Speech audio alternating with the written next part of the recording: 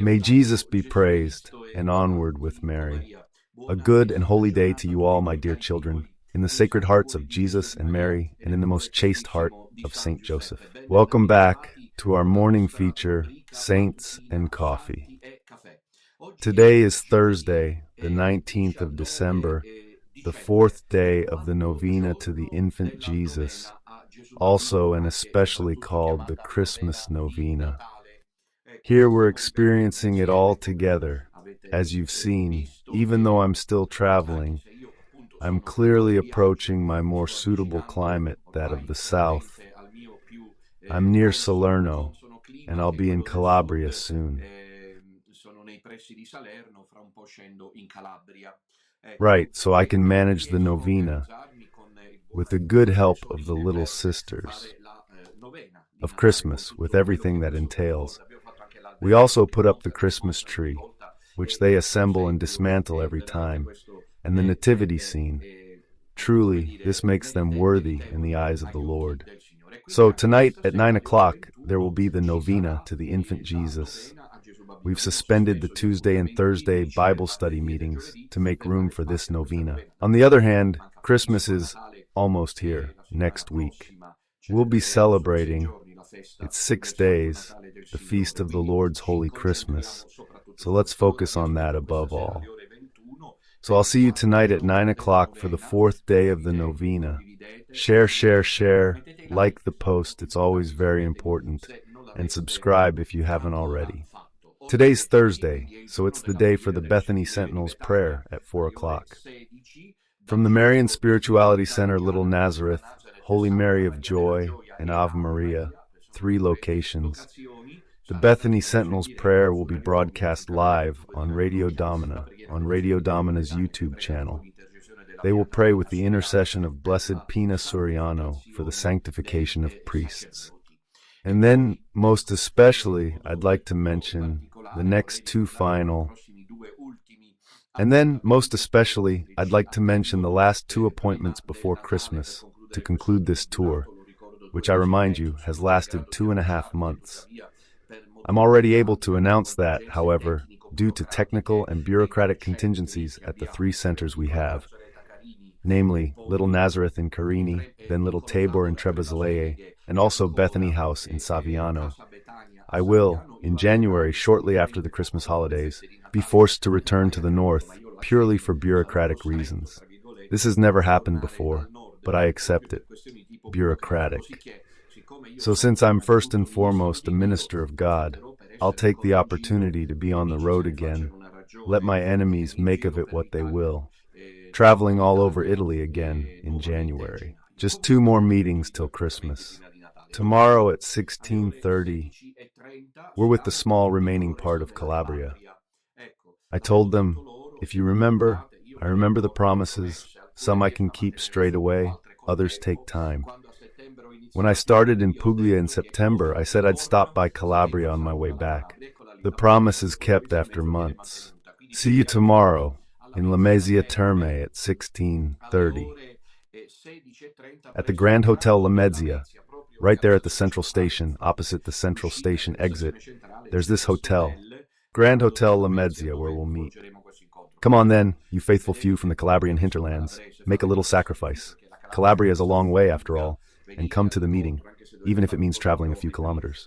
Reward the efforts we're making to pray together at 4:30. Friday, December 20.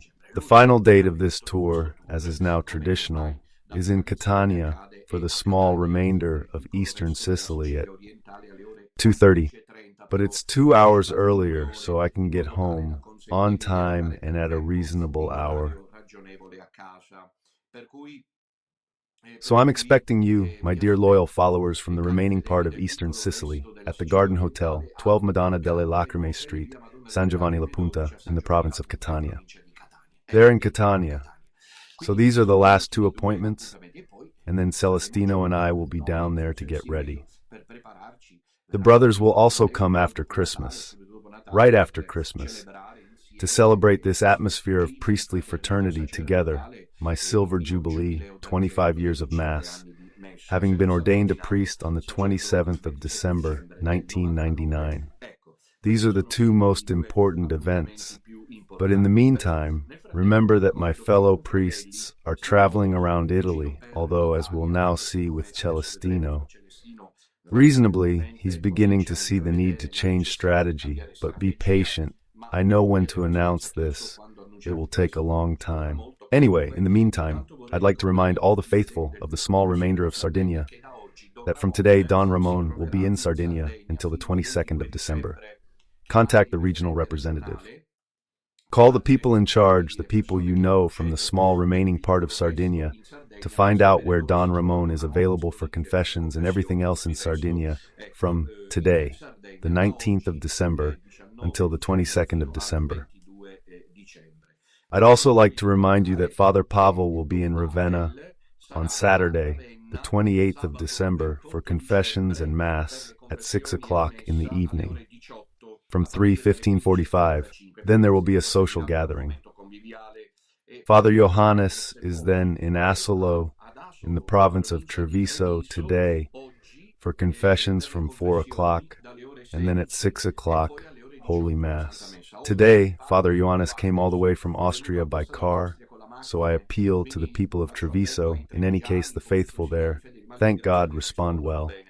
And don't miss this appointment with Father Johannes, and those who need to confess should do so in good time before the Lord's Holy Christmas. Right, there's a way to do it. We now do the possible and the impossible. Father Johannes will be in Asolo, Treviso province today. Confessions at 4 o'clock and Mass at 6 o'clock. There will be other appointments which we will announce in due course. Last night, Father Ramon delivered the first reflection from reduced to the lay state as it has been reduced. It's been a good reflection, and I invite you to follow it. If you want, you can find it on Radio Domina in the Radio Domina Nostra playlist. There you'll find everything regarding his reflection on the Gospel of the fourth Sunday of Advent, which is practically upon us. My dears, here are some criteria. Remember, it's important. Help the project, because as you can see, this pastoral mobility relies on your contribution, your help. So you'll find the association's IBAN and postal current account details in the description. You can use either one. They've also pointed out, and this is an important date, that while Father Johannes is in Asolo, in the province of Treviso, today, the appointment is next Sunday, Quarta Domenica di Avvento, in Bologna. Father Johannes will celebrate a Holy Mass on the afternoon of the fourth Sunday of Advent, so next Sunday, in the western outskirts of Bologna. Admission is free and open to anyone who wants to come. The venue is easily accessible and a short drive from the motorway exits of Valsamaggia, Bologna Panigale, Bologna Casalecchio. The exact address will be given to those who have booked, of course. Meeting starts at 2:30. Hall opens now for confession bookings. Confessions at 3 o'clock, followed by the blessing of the baby Jesus at 5:15, and then Holy Mass at 5:30. Holy Mass. The prayer meeting will end around 7 o'clock. So Father Johannes, on Sunday, he's in Bologna for the faithful of the small remaining Emilian and Romagna communities. Right, this is everything. Now let's move to today's episode. The title is quite important, interesting. We want to continue this quarrel, which slows us down in the battle against the false church, but only up to a point, because I sense something amiss with Dr. Cionci and Father Ferre. Yesterday we held our own catechesis, a reflection, in which we explained a couple of important things in light of what Father Johannes had said in the morning homily at 8 o'clock. Then we learned that Dr. Cionci replied, saying first of all something inaccurate regarding Father Johannes' words. I will demonstrate this to you. I'd hope Dr. Cionci hasn't noticed. In any case, he can certainly apologize. He can offer his apologies to Father Johannes for misrepresenting the exact words spoken by Father Johannes, and that he, Dr. Cionci, reports them to us differently, and therefore Dr. Cionci should apologize, because if the words are changed, it's clear that then any attempt to comparison, that was the first thing. And then I would invite Dr. Cionci to study a bit more theology. I say this without any polemic, really. Look, it may seem that then they jump on you. For example, I know I'm ignorant about journalism. Journalism's communication techniques are very charismatic, but it's not that. I studied journalism, but I lack communication skills, so I acknowledge Dr. Cionci's expertise, which I don't possess. I'd hoped that Dr. Cionci would have the humility to recognize his lack of theological expertise, a lack he unfortunately demonstrated rather poorly yesterday when he spoke about the indefectibility of the Church, with a confusion that clearly shows an inexpert possesses. So I say there are journalists who have dealt with the Church, all right? And every time they demonstrate their profound ignorance in the crucial passages. So I would invite Dr. Cionci either to study theology, but really look, since he is now the leader of the small remnant of priests who must save the Church through canon law, I humbly invite him to study a little theology, because otherwise, as he did yesterday, he'll make glaring mistakes when he talks about the indefectibility of the Church, as I will now show, has nothing to do with the superficial things he said. What can we do? Sadly, people don't seem to have eyes to see, apparently. So today's title is The FANTA-CONCLAVE Next, a New Reply. Now, I'd like to start with the fact that the brothers of the sodality members who can celebrate Mass in the morning, because I remind you that the other three don't have the possibility, namely Brother Celestine. Don Pavel can't because he's often out and about, and Father Ioannis. In this particular instance, Father Ioannis and Brother Celestine intervened yesterday. Father Ioannis this morning too, at Mass, Father and Brother Celestine of them. Free choice. God knows if I'm telling the truth, because unfortunately the enemies are real scoundrels, wretched people possessed by Satan more often than not, because they say nothing less that I tell Father Ioannis and Brother Celestino things, and that I would even write them down for them, you understand? Just imagine where it all ends up. The truth is, if you want to believe me, my dear children, I found out what Brother Celestine said, straight from the horse's mouth, at breakfast. Thank you very much, because we're in our group, we're at the hotel. So Brother Celestine had to celebrate Mass at 8 o'clock, but I had my breakfast, so he skipped the 8 o'clock breakfast. Because besides, he doesn't even have breakfast, because during Lent, the Franciscan Lenten rule, he only has milk and coffee. But at 8 o'clock, I was downstairs at breakfast, and he was celebrating Mass. So then news reached me that he was intervening, addressing Dr. Cionci, or speaking of Dr. Cionci. That's the pure truth of the matter. Then let the gossips and all the enemies who train together, I don't know how to say it, do what they want, say what they want. The truth is this. Yesterday, Father Johannes intervened, and as I'm saying, Dr. Cionci misrepresented Father Johannes's words, distorting them. I hope he didn't realize, but as soon as I demonstrate it, it would be good if he apologized. Then, addressing the issue directly, turning to Father Johannes, saying that the Church is indefectible, so it must go through the conclave, those things there, thus linking a dogmatic theme to the canonical legal issue of the conclave. I will demonstrate to Dr. Cionci that he should have the humility and patience to listen, that he's wrong, that indefectibility doesn't relate to what he said. The structures, the legal institutions like the conclave and the cardinals, he doesn't get it at all. Not that he doesn't understand, he just doesn't know. Why intervene? Why intervene? It's like when I, sometimes with international movements, as you know, sometimes I make some kind of... When I discuss geopolitics, I'll be clear, unlike Dr. Cionci. Let me clarify, I'm no expert, just a priest and theologian. I'll share my view. He should humbly tell his blinded followers that he split from us, he's the one who left. Instead, he acts like some new secular pope.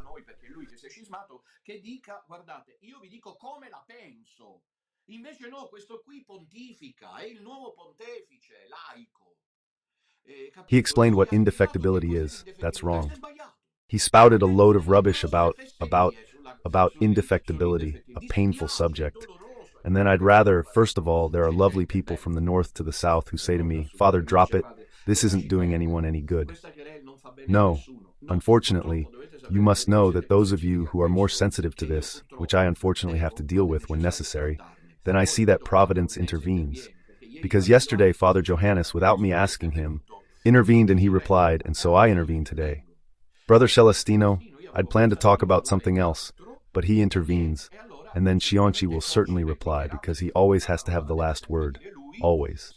So we won't let him, and we'll show how, unfortunately I'm sorry to say, incompetent he is theologically, because he hasn't understood anything at all about the indefectibility he talks about.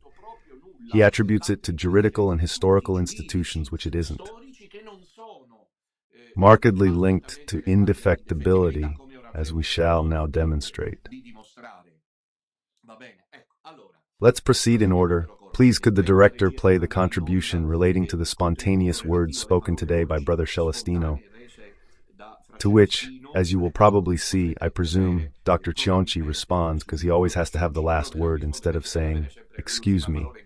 Perhaps it's better if I deal with something else. Perhaps it's best if I don't get involved in this matter, not being an expert." Patience. Let's see the contribution and patiently accept all these tests. Someone's responsible for what's happening, because it's delaying the progress against Bergoglio. It's tearing itself apart in civil war. I've repeatedly appealed to Cionci to drop Father Faré, because he has a completely confused position. Because he says that Bergoglio isn't the Pope, but that's the Church. Dr. Cionci spoke of an agnostic church, a heretical church, an esoteric church, of the serpent Christ. Evidently he's forgotten these things. Suddenly that's no longer the church. He says it's Bergoglio's church. But excuse me, if Bergoglio has his own church, who does he have it with?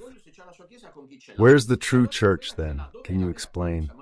Nothing has been understood since they made this choice, and an action, despite themselves, carried out by the devil, to create confusion and try to schism, to destroy the small remainder. Bergoglio, Canta Vittoria. Please, the director should broadcast the report on Brother Celestino's words today.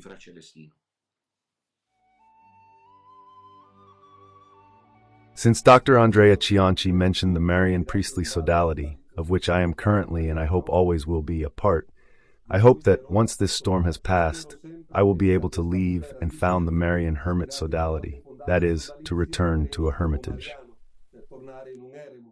I'd also like to briefly add my 2 cents. I don't follow anyone on social media. I occasionally hear things. I've been told this quote by Dr. Cionci. What will the Marian Priestly Association do when there's a new conclave? I don't know the future, but I think there won't be a conclave, so when I hear talk of a conclave, I consider it wasted time. Still, I must speak up. If the conclave is made up of Bergoglio supporters, it's a complete cesspit. To call him invalid is a compliment. We have nothing to do with such a simile conclave. Thirdly, it's possible to hypothesize that the real cardinals under 80 might decide to hold a conclave. Obviously, it's a religious science fiction hypothesis, seeing as they still recognize Don Rodrigo as the Vicar of Jesus Christ, a title he, by the way, removed himself. So first act, that the non-Bergoglian cardinals, that is, those appointed before 2013, do not recognize Don Rodrigo as Pope. How many are there so far? This is called religious science fiction. No one to this day has said Bergoglio isn't the Pope. Even if, hypothetically, they decide in 2043 not to recognize Don Rodrigo as Pope, the problem remains of how many will do so. Because if some do and others don't, what kind of conclave could be held? Put 15, 20 cardinals, how many are there? 7 agree to hold the conclave, another 8 don't. What do we do? Meh. Act 2, they meet. once the pre-Bergoglio cardinals decide to hold the conclave, they meet. Where? In itself, written to Santa Marta. It can't be done at Santa Marta. I believe the cardinals themselves can resolve this issue, given that John Paul II, I believe, states in the 𝐸 𝐷𝐸N𝐻𝐼 that regarding certain problems that may arise but are not considered in this document, the cardinals should address them. I'd say that since the place and time can't possibly be those written in the 𝐸 𝐷𝐸N𝐻𝐼, the cardinals can decide the where and when. But that's a minor problem. The first and biggest problem is that I'm still scandalously in communion with an impostor. If the cardinals manage to do this, I have no difficulty in ascertaining the Pope elected by them, if only they would. That's highly doubtful. Then there's nothing left to do but ask the Lord to intervene in the ways He knows. He is omnipotent, and the Church is His. I reiterate that a conclave of false Bergoglian cardinals leaves the situation as it is, and the association, or at least I, will continue its battle.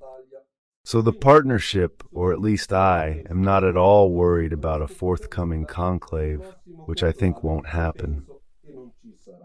This is the parish notice. Time for sermon.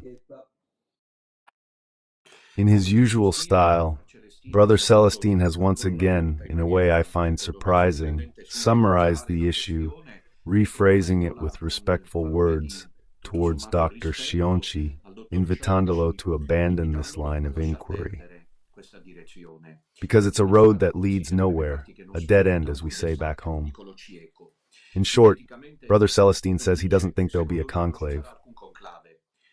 This is an expectation I unfortunately don't share, and one I'd very much like to see come true. That is, Brother Celestine has the idea that I truly savor this. I taste it, he eats this thought, savors it at the table as if it were a good first course. I'm tasting it. You see, the idea that, as Father Johannes also hinted at yesterday, the moment when God intervenes is upon us. Does it intervene by necessity if it's not already doing so? I mean, it's impossible to imagine an attempt carried out in the end by whom? From a couple of pre-80-year-old cardinals who aren't Bergoglian. So as you can see, the field of vision narrows completely if we want to be realistic and if we have no ulterior motives. Because the problem I now face in relation to Father and regarding Dr. Cionci, the question is whether we're being realistic in our analysis or whether we're indulging in fantasy theology and talking about a fantasy conclave. If we're talking about a fantasy conclave and fantasy theology, then fine. But if we want to remain grounded, as we do in our association, we should consider that the field of vision is rather clouded, unless, of course, the person with metastatic cancer is pretending not to have it. Well, they'll manage. But if it's metastasized, not just a cold. And it's the same thing. The cardinals should save the Church. According to Dr. Cionci, evidently, by 2036, the cardinals primarily appointed pre-Bergoglio. It's a truly painful attempt, I say it painfully, distressing, to try to see, to save, because they want to see it from their point of view. This isn't an approach of faith. In fact, he's a journalist, and he's someone who, when I said praise be to Jesus Christ some time ago, I had to keep the faithful of the small remnant, those who have faith, in check. He didn't reply by saying, "Excuse me, I'm not answering because I don't want to reveal whether I have faith." He's never been to our masses, never been to our gatherings. It's not a criticism, just the facts. It's not that by saying these things I'm being controversial, I'm highlighting the truth. The truth is never polemical. If it seems polemical, it's because it's false. If it seems polemical, it's because you have ulterior motives. So unless Dr. Cionci has received a mission from the Eternal Father, a task from the Blessed Virgin to save the Church, it seems to me that his position is utterly surreal. This idea of clinging to the cardinal's petticoats, 𝐥'𝐞𝐾, What he would do at 80 years old in 2036 is nothing more surreal in the world. Nothing more surreal in the world. Why? The situation is already grave. It's not that Dr. Cionci is behaving like those on the Titanic, who, while the ship was sinking, were still studying the criteria to see if they could save the ship. Got it? And it's truly incredible, this position. So then, and that it's a surreal position, is proven by the fact that Dr. Cionci is imprecise. I see him as particularly nervous. They say that about me, but I've always been like this. That in my catechesis I speak loudly, I gesture, so it's not like it's now. Instead, Dr. Cionci seems to have lost his way, despite that gentlemanly demeanor he has, and you can see it from the comments he doesn't delete against me, because he's clearly lost his way, in my opinion. Ever since he joined Father Fare, Dr. Cionci has fallen into a trap. I told him countless times, Dr. Cionci, pray and be careful. Don't trust priests. Trust me. Trust me. You see how much this man fights, and he trusted him. Nothing. Suddenly Father Fare arrived saying that's still the Catholic Church, that's the Church of Jesus Christ. And Dr. Cionci, in my opinion, realizing it only afterwards, made a mistake. Resounding. Returning to what Brother Celestine said, I want to go back to what Father Johannes said yesterday. Because Dr. Cionci, probably unknowingly, unfortunately, distorted Father Johannes's words. Because Father Johannes made this statement yesterday, these are Father Johannes' own words. We will not see another legitimately elected Pope from a conclave as has happened until now. That's Brother Celestine's position. It's interesting to see that on these aspects, that is, on how the Church's near future will unfold, we don't necessarily have to think alike, since what unites us is knowing that God will intervene. But Brother Celestine and Don Minutella don't share the same view on this. I haven't yet said how I think God intervenes. My view? I have my own interpretation, but I'm keeping it to myself for now. Otherwise, who knows what might happen here. So Father Ioannis says we'll no longer see a legitimate pope elected by a conclave as has happened since the 10th century. God must intervene, and we must await this intervention from God with faith. Responding to Cionci distorts Father Johannes's words because at minute 2.33, bring it back. Father Johannes says, I don't believe the next pope will be elected by a legitimate conclave, finding this in contrast with dogma. But Father Ioannis didn't say that. So Cionci is reporting words that aren't Father Ioannis's. He reports them distorted.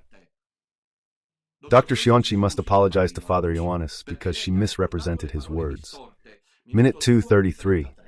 This is the first thing quite problematic, because Father Johannes's words were in absolute harmony with the dogmatic vision, since a pope, the Bishop of Rome, can legitimately be elected not only by a conclave, but who gives the potestas?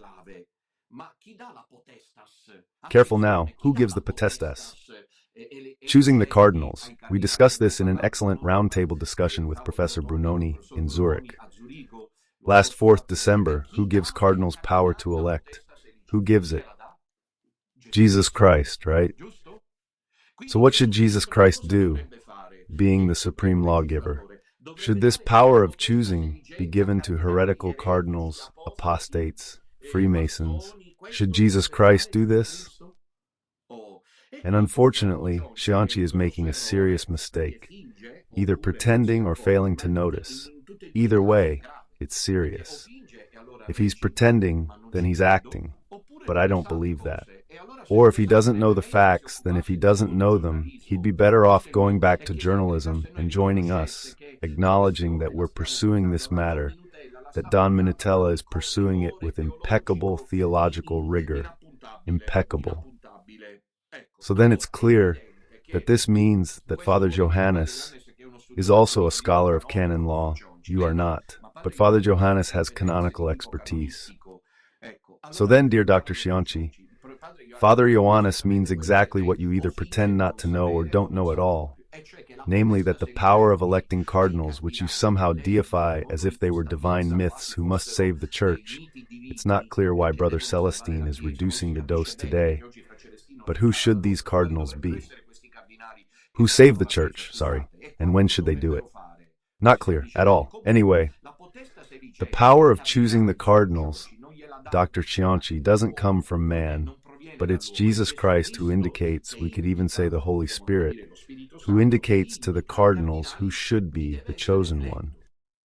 Clearly we're not stupid there. We can use secondary causes, as St. Thomas Aquinas' theology teaches. So, geopolitical criteria are used, applications of certain, for example, when Wojtyla was chosen, there's no doubt that when the Cardinal of Vienna, Franz Koenig, indicated him as a possible candidate, he did so precisely to enhance the churches of silence, the churches abroad.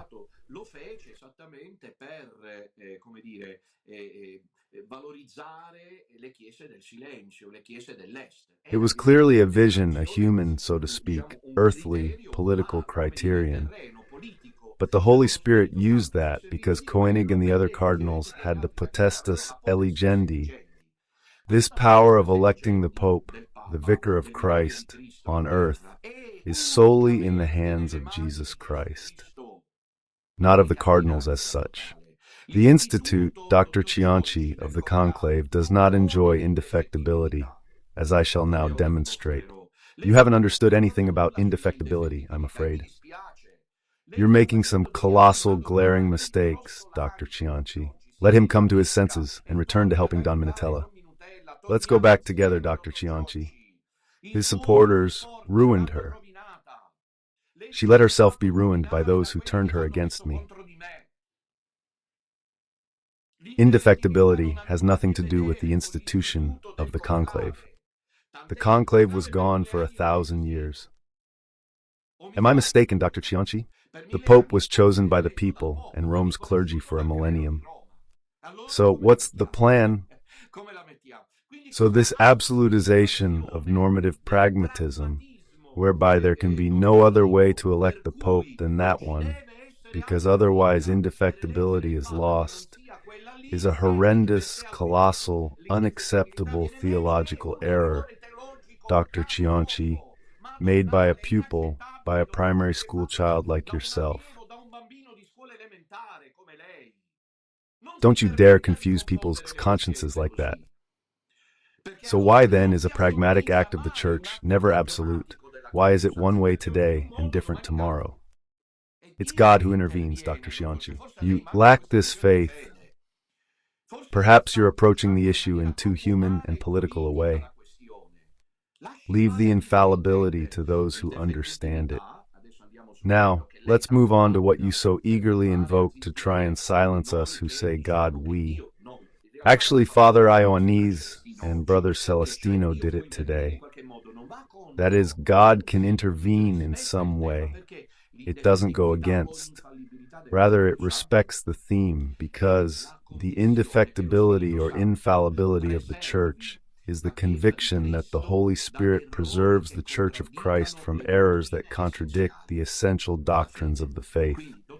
So, Dr. Cionci, if this were so and that we're still the true Church, it would be a problem as big as the universe, because this Church that you still recognize, as such, it has already failed, because the blessing of gay couples, today it's been a year since the supplication of trust came out. Yesterday it's been a year and a day since the supplication of trust came out, the blessing of gay couples. The communion of divorced and remarried people and pan-globalist religious syncretism are errors that contradict essential doctrines. Since indefectibility doesn't concern structures, Dr. Cionci, the Church's indefectibility doesn't concern structures, nor the legal institutions which in fact change over the centuries. Got it? There's no such thing as a simul pro semper. There isn't. It's true that Pope Benedict, John Paul II and Pope Benedict established that the modus eligendi of the Roman pontiff is that of election in Rome. So then, since you invoke this as a criterion, you must now answer my question. But can you imagine if you were a serious person, and you are, that while the cardinals, really look, Dr. Cionci, since you joined us with Father Fare and you recognize you've been on a collision course. You imagine a conclave. So then Bergoglio resigns. This is the best hypothesis Dr. Cionci can provide. So is Bergoglio resigning or dying? Right? A conclave is called. The conclave has 120 electors. 3/4 are Bergoglian appointments, so that doesn't interest us. Obviously, it doesn't interest Dr. Cionci or Father Fare either, unless they want to be devious scoundrels. At some point, they claim that since cardinals appointed by someone other than Bergoglio also participated, the conclave is validated by their presence due to erroneous conscience. Be careful, because then they become worse than the Bergoglians. If they aren't such scoundrels, Father Fare and Dr. Cionci, consider the following hypothesis. Here it is. The cardinals gather to elect the successor to Pope Francis. But at a certain point, since there's this expectation, which thank God we don't have, that the cardinals appointed pre-Bergoglio, who aren't 80 years old, are, thank God, falling like pears, like overripe pears. Because as Brother Celestino said today, how many cardinals are there now? They're not that many. Let's assume the cardinals, following Dr. Cionci's hopes, might act on these widespread petitions, and something changes. Watch out what might happen. Dr. Cionci, I'm sorry, pretends not to notice and keeps those who follow him dangling. So we should hypothesize, as a loyal follower of the small remainder told me, the following situation. In 2025 Space Odysseys on. Here it is.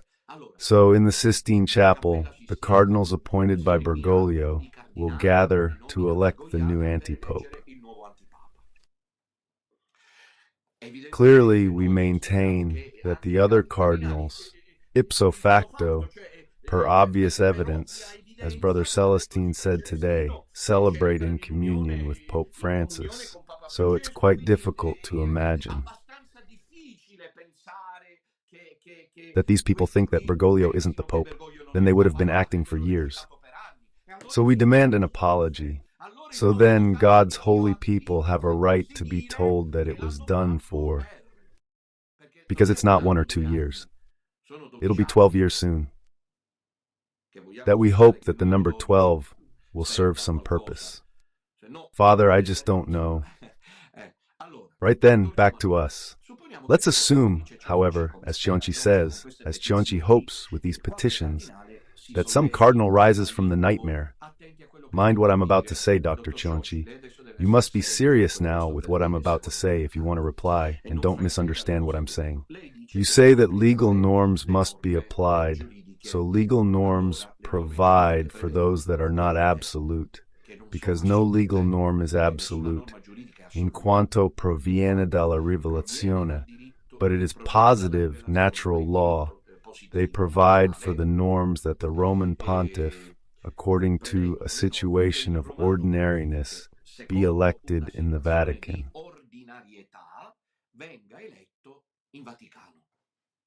Where are we at? Dr. Cionci explains. So you're either doing fantasy theology or fantasy conclave. That is, we should hypothesize, according to Father Fare and Dr. Cionci's view. So I'd like to understand why we've been accused of fanaticism and sectarianism. I'd like to understand which position is more problematic, ours or theirs. Ours is a dramatic situation, and clearly there's nothing more to expect from these cardinals. They're all accomplices at the very least. God can intervene. Let's wait for him, but expect nothing from them.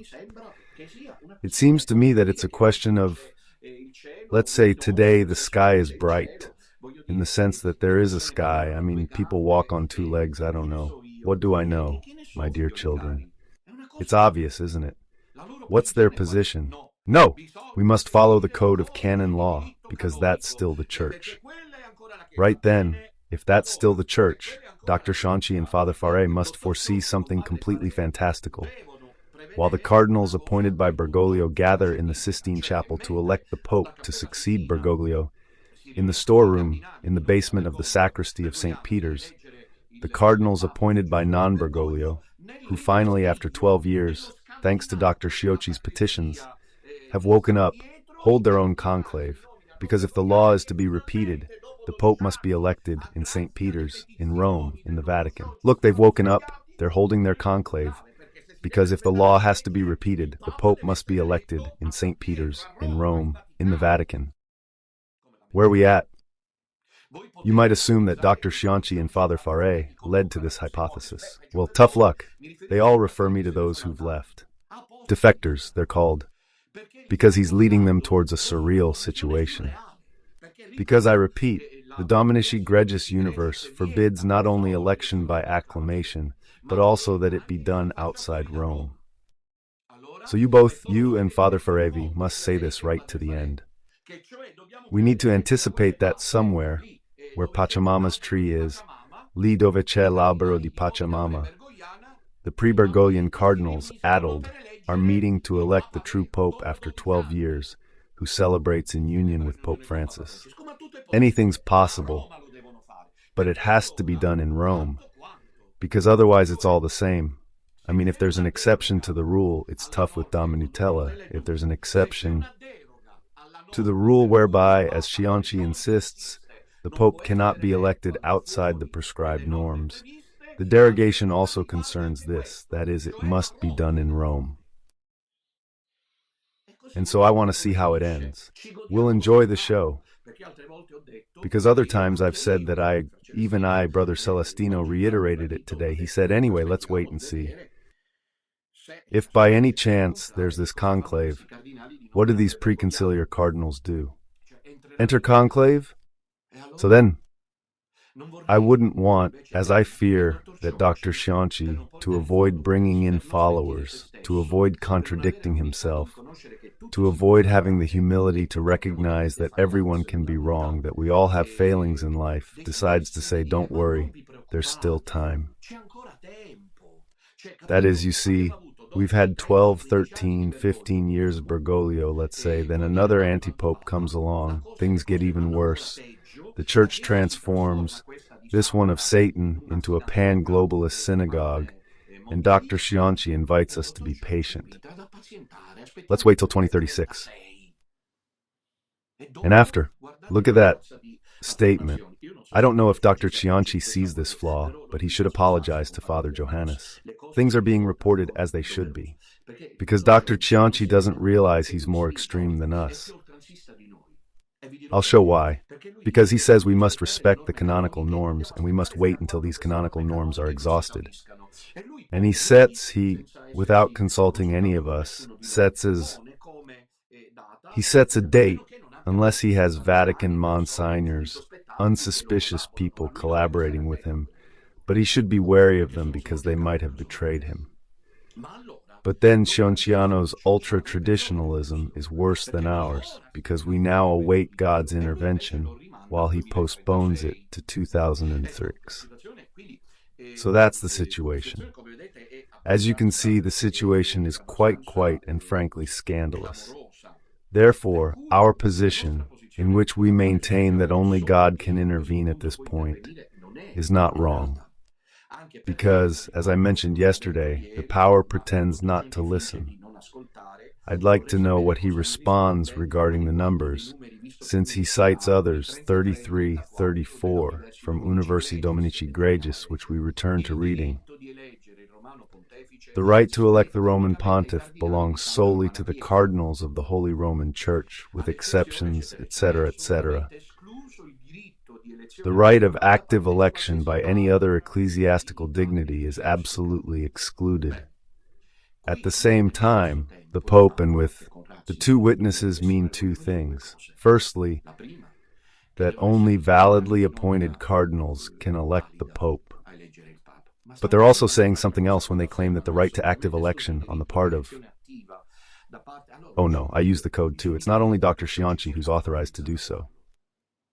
When the Pope writes in number 33 that the right of active election by any other ecclesiastical dignity or the intervention of secular power of any rank whatsoever is absolutely excluded, he's taking a further step. He's not only stating that the cardinals of valid appointment must be valid, but he's saying, opening up the possibility that where it might arise, and this is what's happening, a situation where, slowly, the cardinals are no longer all of valid appointment. Dr. Cionci, listen, then no one else has the power to do anything, and therefore God's intervention is needed. Not sure it holds up. I'll reread number 33, comment on Cionci's points, and if you want to reply, we can box it out. Your call. The right to elect the Roman Pontiff belongs solely to the cardinals of the Holy Roman Church. The right of active election by any other ecclesiastical dignity or the intervention of secular authority of any degree or order is absolutely excluded. Therefore, at the moment when the cardinals entering the conclave don't have the power to decide, as they're not valid cardinals, the Pope blocks any other possible human interference and implies that at that point the power, if it's in Christ's hands, is exercised in a way that not even the Pope can know, as God determines. Is this clear? So since Dr. Cionci says these things we're saying aren't written down, then try to see them. It's not as if Dr. Cionci is the only official interpreter of Vatican documents. So are we? That is, the Pope is saying that the cardinals who can elect the Pope are those validly elected. Then he adds that therefore the right to elect is excluded from any other ecclesiastical or lay dignity. What does the Pope mean? He means that if it happens, as it is indeed happening, and as Dr. Cionci and I have said many times, when they wrote these things, they were predicting the future. What does the Pope mean? What's he doing then? Since most of the approximately 120 cardinals were appointed illegitimately and invalidly, the Church ends, the munus ends, everything ends. No, the Pope suggests, without being able to write it openly, and I invite you to read it in following the line of Catechism of the Catholic Church, number 675, the Church's final proof, the right of election by any other ecclesiastical dignity, priests, bishops, monsignors, etc., or the intervention of secular power, princes, kings, heads of state, etc., is absolutely excluded. Only cardinals validly elected may. So, the moment the cardinals entering the conclave are no longer validly elected, and since the Pope has decreed, and I know the law too, Dr. Cionci, I'll go and tell the auctioneer, Father Phony, who makes out that we're just those who follow the mystics. So, it means that if the cardinals entering the conclave are not validly elected, and if it's true that no other ecclesiastical or secular authority can do anything, it clearly means that everything is in God's hands. This is exactly the 𝐜𝐶𝐸𝐵, the milieu, which is the Pope at work, that is, the potestatas elegendi, of which he is the head, and Jesus Christ, supreme legislator of the Church. The Pope suggests that the moment a defop occurred, and they glimpsed it, because they foresaw the now clear attempt of a coup d'état, a golpe by the false church, everything remained in the Lord's hands. So, when Father John said yesterday that we should expect God to provide the solution, and today Brother Celestine concluded by saying that only God can intervene, we are precisely and perfectly within the criteria of the canonical norms. I repeat number 33 of the Universi Dominici Gregis. Dr. Cionci, please keep in mind what I'm saying, and don't always try at all costs to retort like you are. Try to stay afloat. The right to elect the Roman Pontiff belongs solely to the cardinals of the Holy Roman Church. Their call. But those validly elected and created cardinals, not those of the false Pope. The right of active election is absolutely excluded for anyone else, ecclesiastic or lay. Therefore, Dr. Cionci, only God can intervene in that case. You want to know what I think of you, what I think of your position now, at this stage. that you're more avant-garde than us, more altruistic than us. Because while we, in this situation now, as reasonable people compared to you who pretends not to notice, seeing how the pre-Bergoglio cardinals behave, we're anticipating you, saying that the time has come, the moment when, according to the law, we can't expect anything more from the men of the church. And since, however, the church is of Jesus Christ, he intervenes. You, however, are still trying to trust these cardinals. So explain to your cronies to stop acting like thugs, insulting, denigrating, saying that Brother Celestine stinks, insulting my recently deceased parents. That attitude isn't common here, thankfully.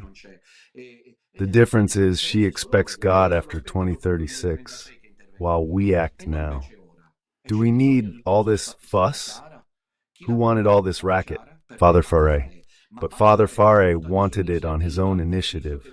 Since he didn't involve us, didn't inform us, we could have worked differently. We could have been informed beforehand, etc. Or is there some kind of common direction, trying to destroy the unity of the small remainder? A question, in my opinion, not entirely so outlandish.